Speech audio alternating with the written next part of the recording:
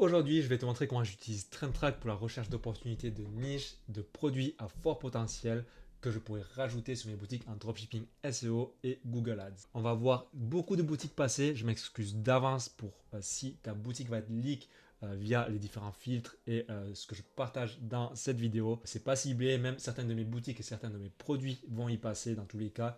En général, on retrouve souvent les mêmes trucs. Si tu ne connais pas encore TrendTrack, il s'agit d'un outil surpuissant qui va te permettre d'analyser toutes les boutiques Shopify, de voir lesquelles chiffrent le plus, voir quels produits ils vendent, lesquels se vendent le plus, quels sont les creative ads qui performent. Voilà, c'est l'outil parfait pour les e-commerçants qui veulent faire de la veille sur leurs concurrents ou trouver de nouvelles opportunités business. C'est un outil payant, bien sûr. Tu peux utiliser le code promo PING10 qui te permettra d'avoir 10% de réduction. Et sinon, ils ont aussi une extension Chrome totalement gratuite qui permet déjà de faire pas mal d'analyses.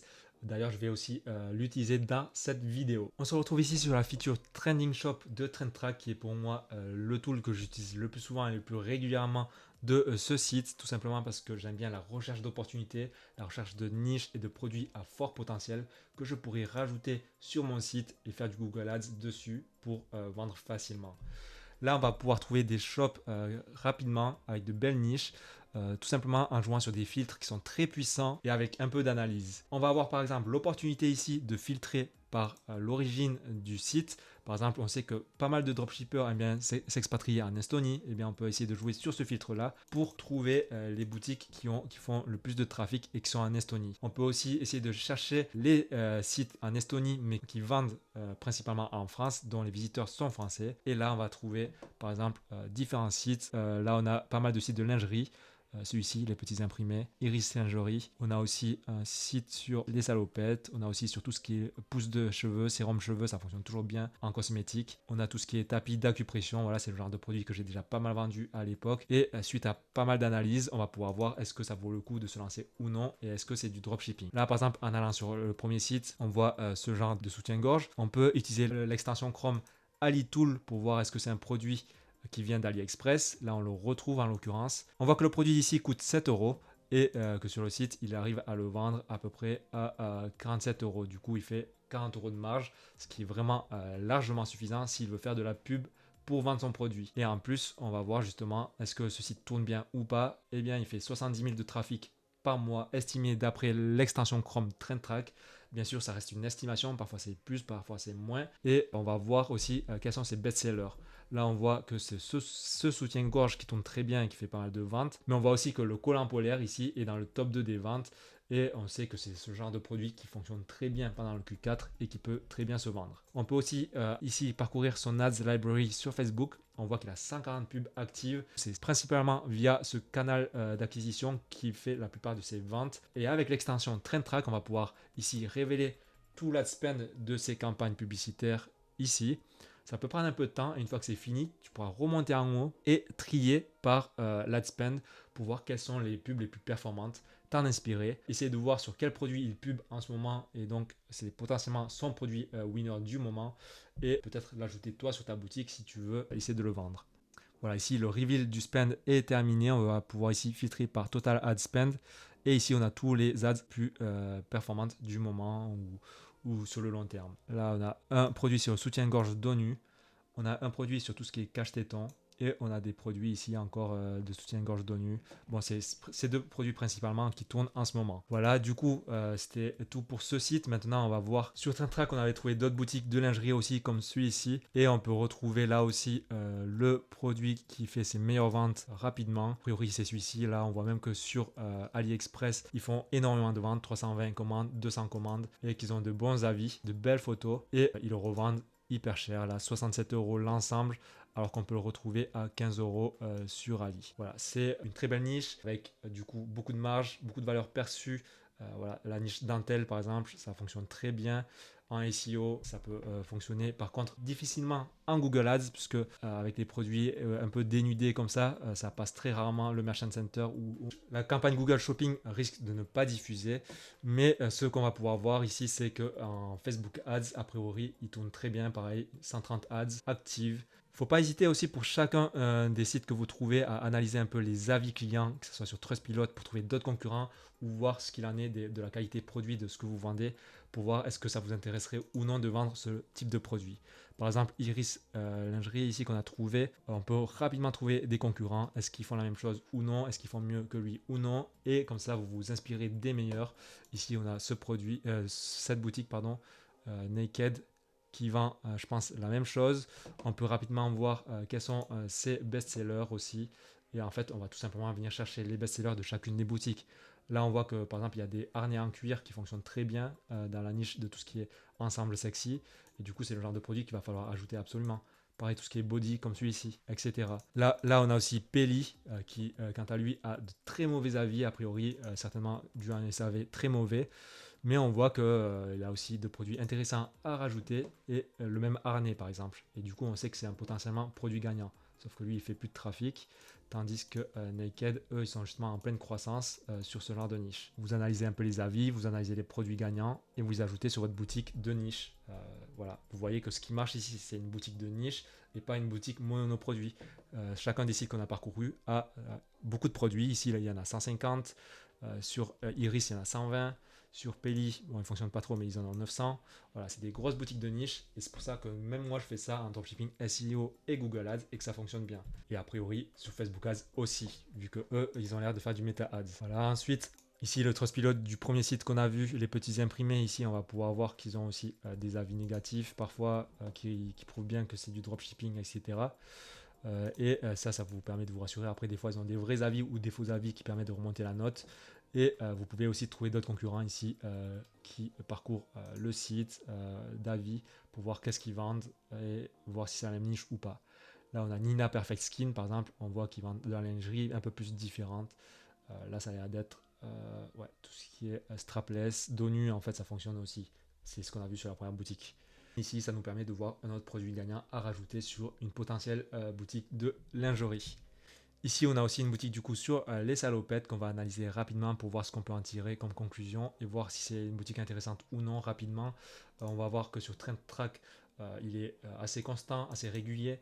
On va avoir ses best-sellers ici. Par contre, on voit qu'il y a 0 live ads actifs sur l'Ads Library. Donc, a priori, la plupart de son trafic, en général, si c'est pas Facebook Ads, ça va être du Google Ads, du SEO et peut-être d'autres canaux d'acquisition comme TikTok ou Pinterest. Là, ce qu'on va voir, c'est qu'en analysant le mot-clé salopette sur Alloscan, qui nous permet d'avoir le volume estimé sur ce mot-clé mensuellement, qui a 16 600 trafics par mois, c'est hyper intéressant de se positionner là-dessus en SEO si on arrive à être dans le top 2, top 3 minimum. Et c'est ce qu'on peut voir d'ailleurs que lui, la salopette est top 1 et qui doit ramener énormément de trafic organique gratuitement et donc faire pas mal d'argent grâce à cette niche sur les salopettes.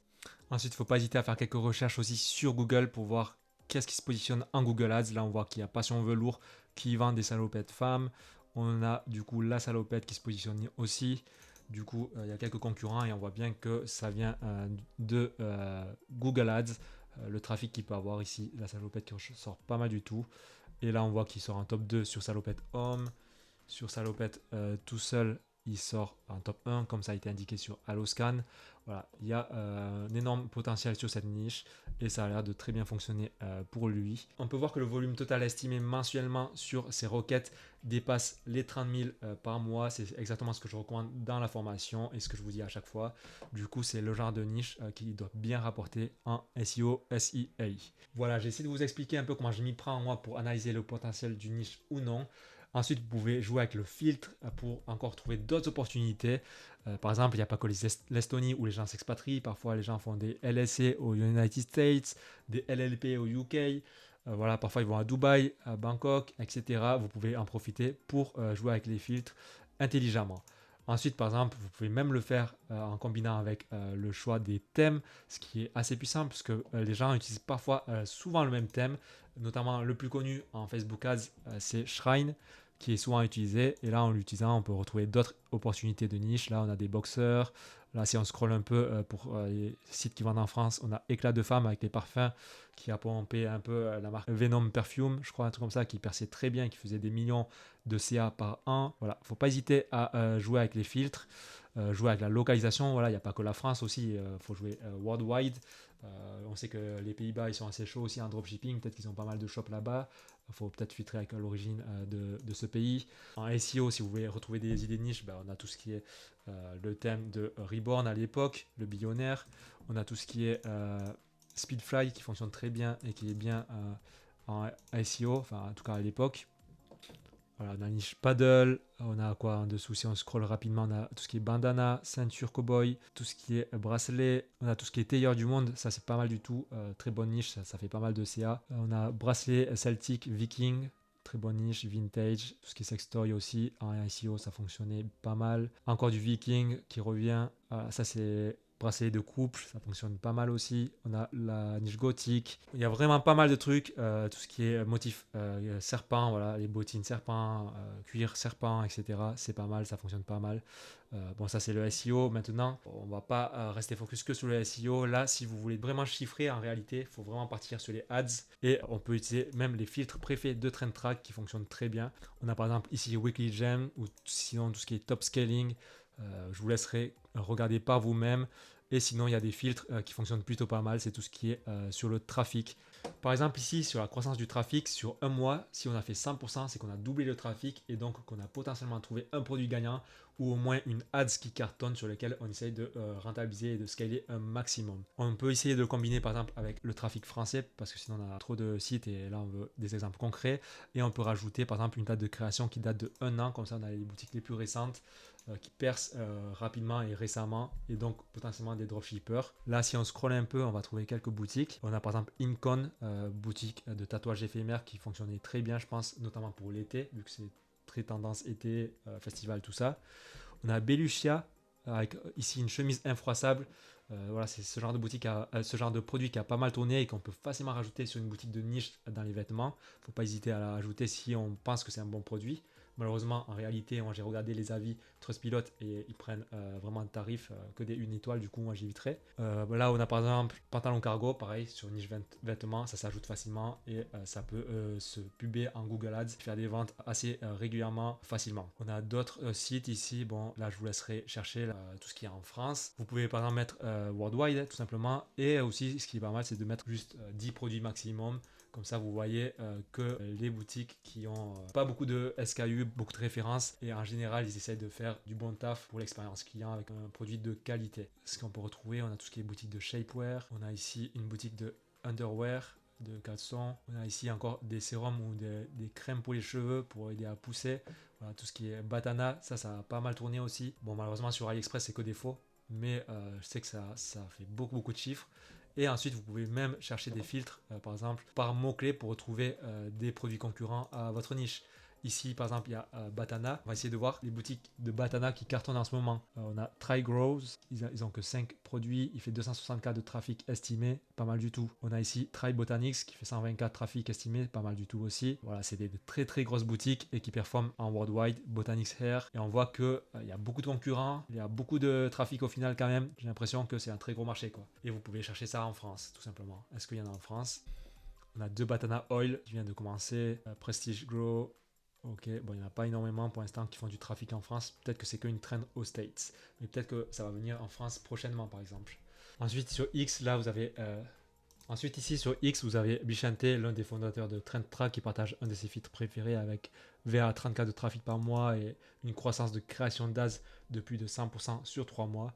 Et il indique aussi que c'est pas mal de mettre les filtres sur les applications Shopify utilisées par les boutiques comme Triple Whale ou True Profit, parce qu'en général, c'est des boutiques qui chiffrent vraiment et qui font attention à leurs profits et à leur comptabilité. Et du coup, c'est des boutiques à fort potentiel aussi. Là, rapidement, vous pouvez mettre à 20 à 104 trafic, 3 mois sur la création d'AS et 100% de croissance, créé par exemple il y a 1 an. Et si vous voulez, vous rajoutez les applications que vous voulez filtrer pour trouver des boutiques pertinentes. Et là, vous pouvez scroller et chercher des boutiques qui pourraient être intéressant à lancer en dropshipping. Ensuite ici avec TrendTrack V2, la nouvelle mise à jour, ils ont ici Trending Ads qui est vraiment hyper puissant avec des filtres tout aussi puissants que Trending Shop, mais basé ici sur tout ce qui est l'Ads Library, et donc ça vous permet de trouver toutes les créatives gagnantes pour trouver des idées de niche ou des idées de créatives à utiliser et adapter sur vos produits que vous lancez en pub. Voilà, moi c'est pas le genre d'outil que j'utilise ou que j'explore pour l'instant parce que je suis toujours à fond sur le SEO et Google Ads, ce qui me rapporte le plus d'argent. Mais à terme, bien sûr, si je compte lancer du Meta Ads, je vais essayer de m'en inspirer un maximum et utiliser un maximum cet outil-là. Et voilà, je t'ai partagé ici toute ma méthodologie de recherche d'opportunités, de niches, de produits à fort potentiel que je pourrais rajouter sur mes boutiques. N'hésite pas à tester toi de ton côté cette application. N'oublie pas que tu peux utiliser le code promo PING10 pour avoir une réduction si tu passes par cette application qui est en constante évolution, made in France. Et voilà, moi je peux que te le recommander. C'est l'outil que j'utilise pour faire toute ma veille concurrentielle.